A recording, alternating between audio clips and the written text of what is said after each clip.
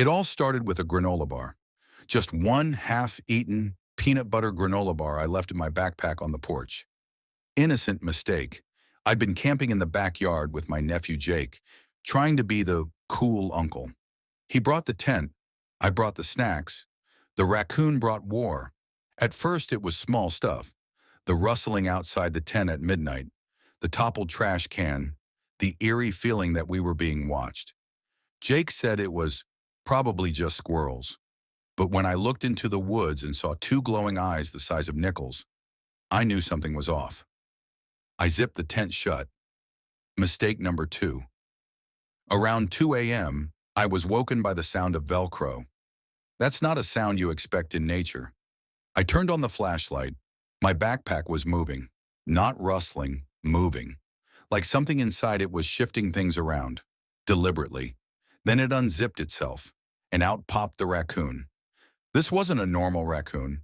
This raccoon was jacked. Like gym membership and creatine kind of jacked. His eyes locked with mine. No fear. Only judgment. Jake sat up and screamed. I screamed.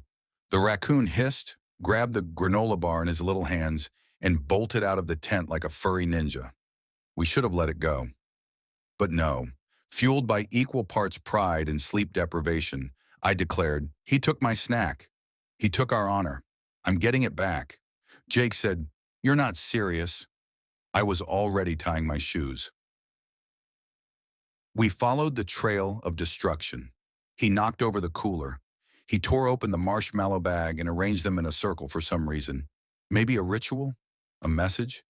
Then we found the deck chair. It had been dragged into the yard and clawed to shreds. Not chewed, clawed. Like he was sending a message to all future campers. You come to my woods, you pay in upholstery. Jake wanted to go inside. I wanted revenge.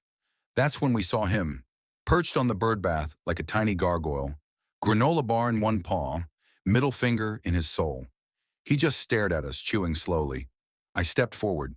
He didn't move. I took another step. He charged. Full sprint, no hesitation. His paws thumped the grass like tiny war drums. I panicked and tried to swat him with a pool noodle. Mistake number three.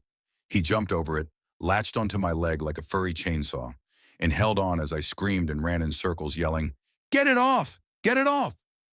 Jake was on the ground, laughing so hard he was crying. Eventually, the raccoon leapt off, did a backflip, I swear, and scampered up the nearest tree. Granola bar still clutched in his evil little hand. I limped back to the house with a shredded pant leg and shredded dignity. Jake took a selfie with me while I applied Neosporin. The raccoon sat in the tree all night, staring at us through the window like a weird landlord. In the morning, he was gone. So was the granola bar. So was the pool noodle. We never saw him again. But sometimes when I'm taking the trash out late at night, I hear Velcro. And I know he's watching, plotting, waiting for the next snack.